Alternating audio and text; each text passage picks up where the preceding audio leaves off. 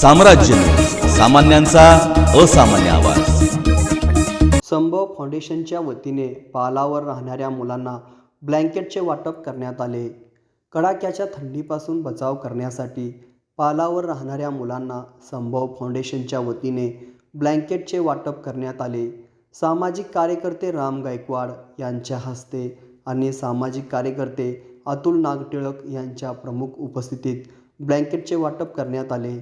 सोलापूर शहरात आणि शहराबाहेरील रस्त्यावर राहणाऱ्या मनोरुग्ण, भिक्षेकरी, बेघर वयोवृद्ध लोकांना हिवाळ्यात ब्लँकेटचे वाटप सुरू असून आतापर्यंत 400 लोकांना सदर ब्लँकेटचे वाटप करण्यात आले। शहराच्या बाहेर राहणाऱ्या भटकंती करणाऱ्या कुटुंबांना थंडीपासून बचाव करण्यासाठी ब्लँकेटचा वापर व्हावा आणि त्यांचे आरोग्य सुदृढ निरोगी राहण्यासाठी दरवर्षी संभव फाउंडेशनकडून मायेची ऊब हा उपक्रम राबविला जातो।